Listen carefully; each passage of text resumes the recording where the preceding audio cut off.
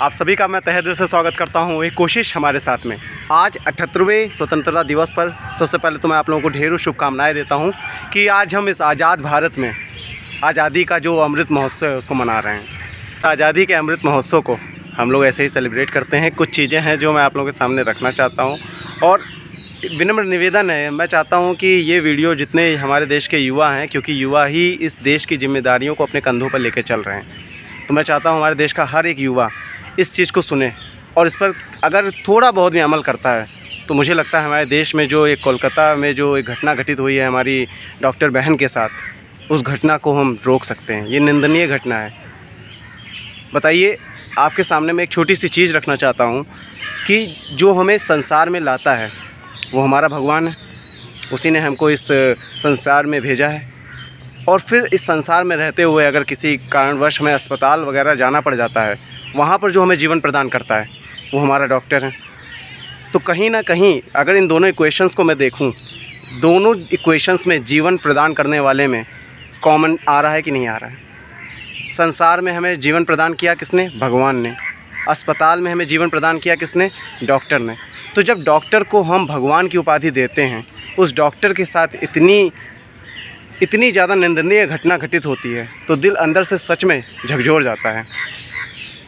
बहुत दुख हुआ इस चीज़ को सुनकर कि एक नारी जो अपने कंफर्ट जोन में थी, अपने सेफ़ जोन में थी, उसके साथ ऐसी घटना घटित हो गई। सोचनीय विषय है कि हमारे देश की नारी, स्त्री क्या सुरक्षित है? अपने कंफर्ट जोन में भी सुरक्षित है? अपने सेफ़ जोन में वो सुरक्षित हैं? और अब एक ही मांग उठती है, जो इस तरीके के लोग हैं जिनके दिमाग में इतनी गंदगी भरी हुई है, उनको फांसी के फंदों तक पहुंचना ही होगा। और मैं अपने युवा भाइयों से ये अनुरोध करना चाहता हूं कि अगर आप लोग चाहेंगे तो ये समाज में इस तरह के जो मानसिकता वाले लोग हैं उनको हम कभी भी आगे बढ़ने नहीं दे सकते। उनके मंसूबों को हम वहीं पर रोक सकते हैं। बस ज़रूरत है थोड़ा जागरूक होने की। हम अगर ये जिम्मेदारी उठा लें कि इस समाज में जितनी भी स्त्रियाँ हैं, जितनी भी बहनें हैं, उन सब की रक्षा का कर्तव्य हमारा है। और थोड़ा बहुत भी अगर हम इनिशिएट लेते हैं, हमारे देश के युवा जो कि हमेशा हर चीज़ में आगे निकले हैं, अगर उन्होंने थोड़ा बहुत भी इनिशिएट ले लिया तो मुझे नहीं लगता इन तुच्छ दिमाग वाले, इन तुच्छ सोच वाले लोगों की इतनी हिम्मत होगी कि इस तरह की घटना को अंजाम दिया जाएगा। मैं अपने युवा भाइयों से बार बार अनुरोध कर रहा हूँ, थोड़ा सा सोचिए। अगर उसकी जगह आपकी बहन होती तो, उसकी जगह आपके घर का कोई सदस्य होता तो, उस माँ से पूछिए उसके माँ पर क्या बीत रही होगी जिसके बेटे के साथ ये घटना घटित हुई। उस भाई से पूछिए उस भाई के साथ उसको क्या अंदर से फील हो रहा होगा जिसकी बहन के साथ ये घटना घटित हुई। उस बाप से पूछिए जिसने अपनी लड़की की विदाई की सोच रखी थी, उसके साथ क्या मानसिकता उसकी चल रही होगी जिसके साथ ऐसी घटना घटित हुई है। हमारे देश में अगर सबने एकजुट हो लिया तो किसी की हिम्मत नहीं है कि हमारे देश पर उंगली भी उठा सके।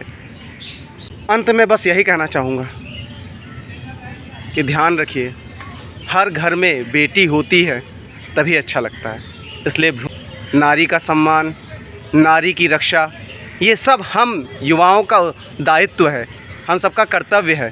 तो प्लीज़ प्लीज़ प्लीज़ मेरी युवा जनता, आप सबसे मेरा ये अनुरोध है कि आगे आइए, इस अभियान को आगे बढ़ाइए कि आपके होते हुए किसी की इतनी हिम्मत नहीं है कि वो आपकी बहन पे, समाज की जितनी भी नारी हैं, जितनी भी स्त्रियां हैं, उस पर वो उंगली उठा सके, उसके साथ किसी तरह की निंदनीय सोच भी सोच सके।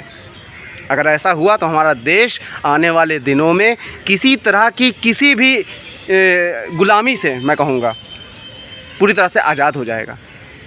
हमारे देश की स्त्रियां रात में कम से कम बेफिक्र होकर टहल तो सकें, अपनी ड्यूटी तो कर सकें। क्या हम उनको इतना नहीं सेफ्टी प्रदान कर सकते हैं? हमारे देश के युवा भाइयों, आपसे यही विनम्र निवेदन है कि जागो। अगर आप जाग गए तो हमारे देश में किसी की भी इतनी हिम्मत नहीं है, ना किसी अगल बगल के देशों की इतनी हिम्मत है कि हमारे देश पर उंगली उठा सके, किसी तरह की अवांछित घटना यहाँ पर कर सके वो। तो आशा करता हूँ आपको मेरा ये छोटा सा वीडियो थोड़ा बहुत भी अगर समझ में आया होगा तो प्लीज़, और इन चीज़ों को अगर फॉलो कर सकते हैं तो प्लीज़ फॉलो ज़रूर करिए। मैंने तो ये प्रण ले लिया कि मेरे होते हुए ऐसा तो मैं होने नहीं दूँगा। अगर मेरे आंखों के सामने हो रहा, मैं आवाज़ उठाऊंगा और लड़ूंगा, आखिरी सांस तक लड़ूंगा। हर समाज की हर एक स्त्री वो मेरी बहन है। जब तक मैं उसकी रक्षा ना कर लूँ, ये मेरा कर्तव्य है। इस रक्षाबंधन पर मेरा यही एक प्रण है। इस वीडियो को यहीं पर एंड करता हूँ। जय हिंद, जय भारत।